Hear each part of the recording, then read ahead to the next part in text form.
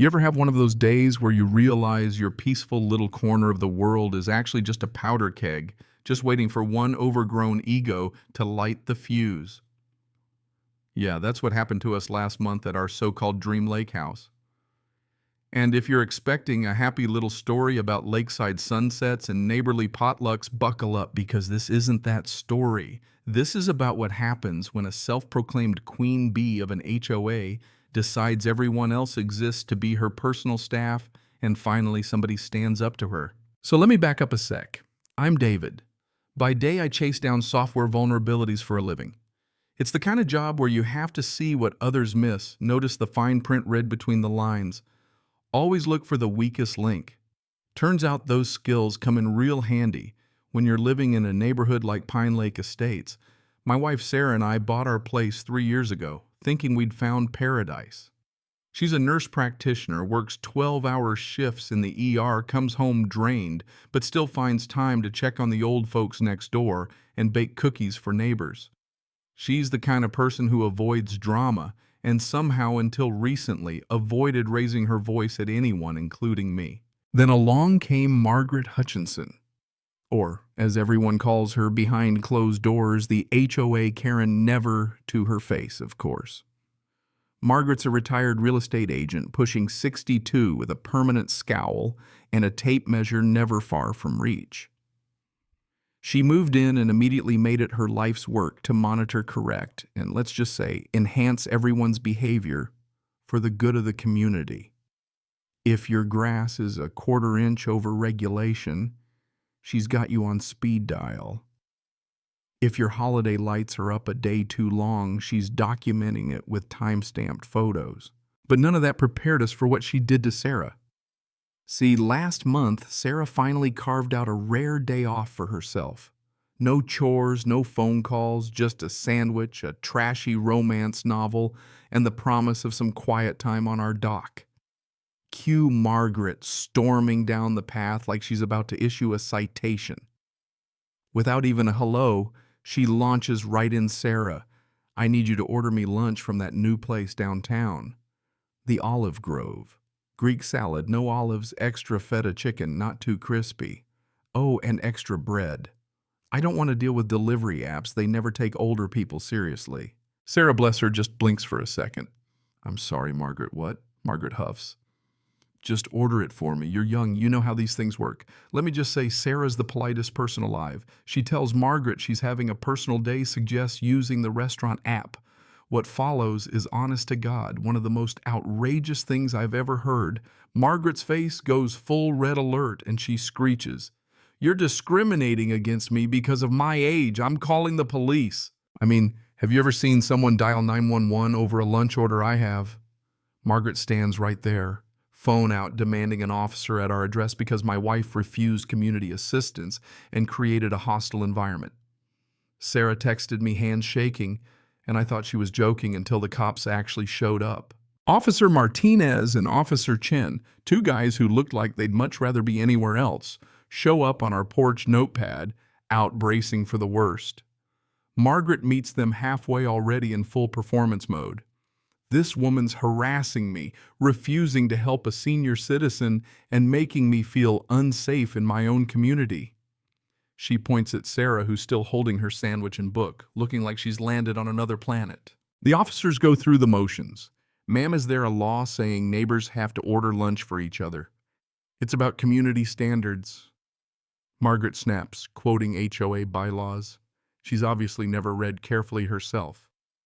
When asked for the rules, she flounders, tries to pull something up online, and ends up admitting she doesn't actually have them. Both officers exchange that silent, "Here we go."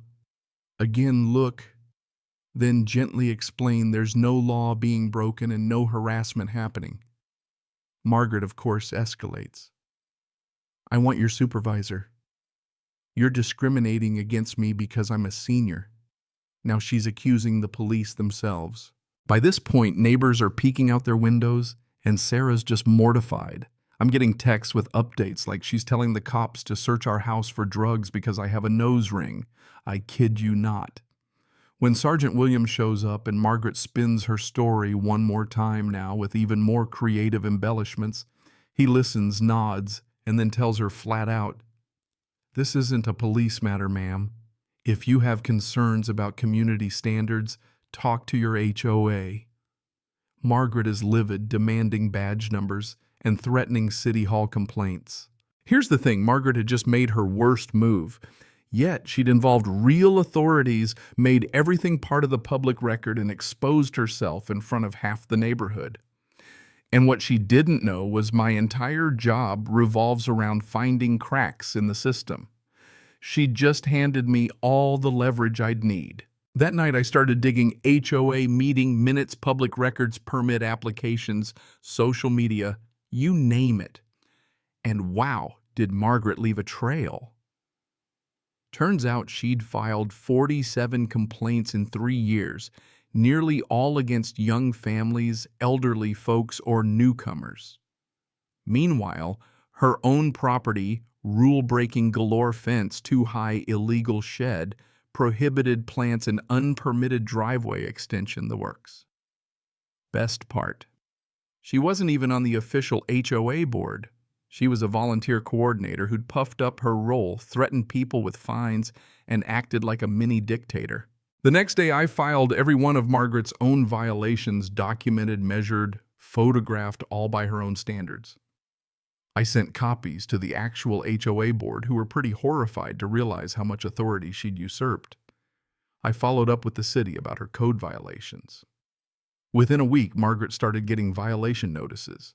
The real board got my full report, including a demographic breakdown of her complaint targets. Even the local attorneys who lived in our neighborhood took notice. Margaret naturally lost it. She started calling everyone showing up at our door at dawn with a thick folder accusing us of harassment, claiming we were retaliating against her community service. She went door to door, spinning her story to past targets, many of whom, once they compared notes, realized Margaret had been running a years-long campaign of intimidation, and they started speaking up, too. When the HOA called a meeting to settle it all, Margaret marched in like a general on parade, armed with binders and her attorney's letter accusing me of harassment and emotional distress. Sarah was worried, but my own lawyer took one look at Margaret's threats and laughed. "This is classic intimidation. She's just hoping you'll back down." At the meeting, Margaret went full soap opera, presenting herself as a martyr for community standards, listing all the petty complaints I'd filed against her. I countered with photos, records, and police reports, starting with her infamous 911 call, which made every board member's jaw drop. I laid out her patterns, targeting the vulnerable, threatening fines, pretending to be an HOA board member. Witnesses came forward, Mrs. Chen, the Patel family, even a retired judge, each with their own horror stories. Margaret tried to twist everything, but by the end of the meeting, it was clear her empire was built on bluff and bullying. The board removed her from any volunteer position, started investigating every action she'd ever taken, and began reforming the whole enforcement system. Margaret tried one last desperate move, filing complaints with City Hall, the state, even the FBI, accusing us of cyber harassment and civil rights violations.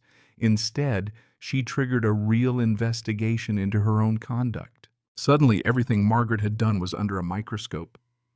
The county fined her for code violations. The HOA's insurance company cut coverage over her fraudulent enforcement. The state attorney general opened an inquiry into her unauthorized collection of residents' private info.